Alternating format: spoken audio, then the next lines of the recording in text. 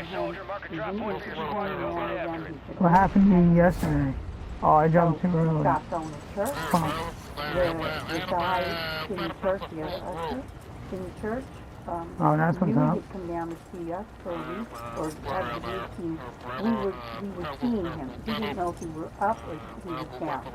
So he didn't call him or anything for a couple of weeks, figuring and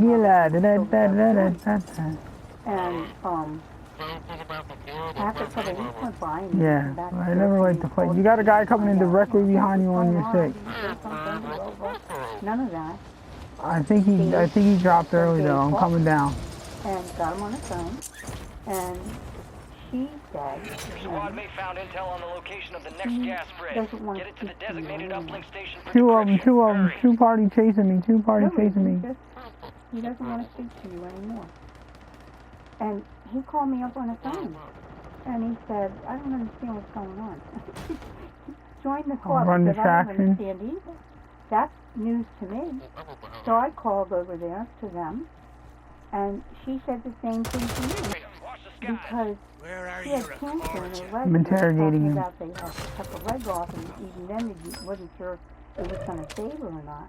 So she took the little girl over to them to talk to him. Not that he had cancer or anything like that, but just her parents, her father had died or something. I don't know why she picked him, but they went over, her and the little girl, and they wouldn't let him in. They didn't care she had cancer. They weren't letting him in. He had a friend in the Claiborne. I don't remember his name. He was an Italian guy. And he had a barber shop in London. He lived in London for decades, and somehow, for some reason, he ended up in Claiborne. But he was, he had macular degeneration like my mother, and he was blind in both eyes. And my father used to pick him up maybe every couple of weeks, and they'd go get coffee, and they'd go walk around Home Depot. And, you couldn't see anything, but, my father would describe stuff to him, and they'd be talking about age and, shit like that. And so, he would run through him. Just get on. Future gas spread coordinates are marked on your TAC map. You got it. Yeah. Well, I got two guys. It gets worse. I killed two of them. I found out. Like, we got people coming in from behind us in the gas. I think Donna called me, the girl with the 3 kids. I found out that he was in. Good he shit. was in a rehab center. I had no idea. I didn't even know what he was in a rehab center for. I still don't know. And that he had come home. And so I called over there, and I got Ruth on the phone. I couldn't ever get my father on. Couldn't ever get my father on the phone. Not letting me jump. And I asked her what was going on, and she said, he's out. He never went out. Not without her. She was home, he was home. Okay? And she wouldn't let him go out without him. My Uncle Jimmy, they were buddies. I wouldn't say they were sons of another mother, but they were close. My Uncle Jimmy, my mother's brother, lived in Townsend. And they went into the... At least we know where it is. Had a sporting goods store in Townsend for a while. I don't know if it's still there. And he and I got two of them. Went in one day. You down to one guy, but I got a second guy as I was in there. All of a sudden I can't run. What the fuck? Because his sister, was his wife, was my dad's wife. So they come in, and Ruth, trying with the parents, she's like all over my father near a hospital bed. And she said no. She said after her husband died, she didn't call it this, but after her husband died, she had a nervous breakdown, and she was hospitalized for quite a while. And when she came home, she had to have a hospital bed. I'm dying. She couldn't get out of bed. And it was the easiest way to get her in and out of bed. Not that he was taking Oh, I didn't make it. whoever. And the daughter was in Townsend, and the other daughter was in Texas. And neither one of them wanted anything to do with her. I got shot or blown up or something. But she didn't get rid of the hospital bed because I paid for it, and I'm going to keep it. No, I was outside the building getting blown up by a rocket or some damn thing. Yes, sir.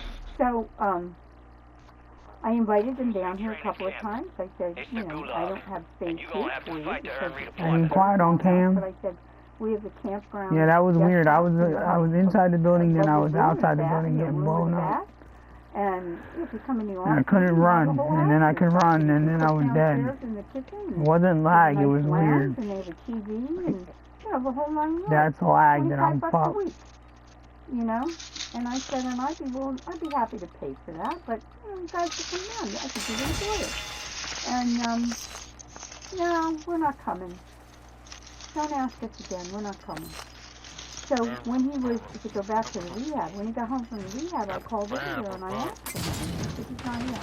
I said, where is he? He said, he took the van and he went down to town. He went to Demolers or whatever the hell he said he went. Got out and didn't even have to fight the guy. He just hadn't told me some cash. Got all the cash. Just say hi and what's going on. Ran around getting the cash. Ran around, got the cash. So I called over there again, and I knew at this time I knew he was in a nursing home subacute rehab situation for whatever reason, maybe the same, I don't know. And I called, and she said he was, she didn't say where he was, just said he was out of the house and got running around there and down, post office, whatever. And I knew he wasn't home, so I called the police station, and I said, I asked to talk to the supervisor. The supervisor happened to be a guy that my father knew, because my father was very friendly, and he knew everybody, and he fixed everybody's appliances, and he knew this guy, and this guy knew him. Oh, Mike, So I got my he said, machine gun. "Hang on a Bro, there are a lot of second." good guns in this room. So he called the guy, one of the cops that was out, patrolling, and he sent him over to their house. And he told him, I can hear him talking. He said, he was up at her door, and you can hear it in her voice. She's not yelling at the cops. Very respectful. You can hear him tone in her voice that she's up with that. And so, he said we do wellness visits on. So the cop was very supportive. We do wellness visits on all of our elderly residents, and our boss knows. We just wanted to pointing up. Put him on the list and check up on him and where is he and how's he doing and that's how I found out what nursing home he was in. I didn't know what nursing home. I just knew he was in something in New Hampshire. And because Temple No, it's in the middle of the map. I got a good gun. It's not that far. Any other place would be farther away. Any other town would be farther away. So, not that she was going to visit him because she didn't drive at that point, I don't think. But anyway, at least we got the name of the facility. So I called up there. I thanked the cop, and I called up there, and I said, I had his cell phone number. Somehow I got his cell phone number. I don't know if the cop got it or what, but I got his cell phone. In the party. I called the cell phone, and he answered, but You watch that door, I'll watch this hallway. it was kind of like talking to somebody who's demented, but not quite. I couldn't quite put my finger on it, like maybe he had been drugged or something, or maybe he had just taken his meds and he hadn't quite... It's weird, you guys didn't show up at a right. party at all. So we hung up, for a second. and I called the facility. I got gunfire to the east on the outside I of the asked right. the nurse's station, and they put me through the social worker. And the social worker said, well, I just had to watch some black dudes fucking kill some gooks. I just want to know that he's okay. And they can't tell me what his diagnosis is or anything, but here's the story. I was watching this movie called The Five Bloods. And she said, well, I can reassure you. It was on it's on Netflix. It's about these old dudes from Vietnam. I said, okay, fine. that and how it's going. Everything was okay for 2 or 3 months. They went in and got him and then crashed. I called over to the house. I would check him periodically. He never called me. But I would check him periodically. Just kind of keep his door Like I'm open. making a burst for this building. And this went on for 14 years. He was out of the house, out of his trailer, his mom's trailer, for 14 years with her. And never And once then, of did course, he call everybody me. that had to help him wanted when a he piece died, of the pie. And so I'm sorry. So I called over there maybe 2 or 3 months after he was in that why is Alex off? nursing home. High value contracts are in play. He tried to jack me up with the police and told me, how dare you call the police on me?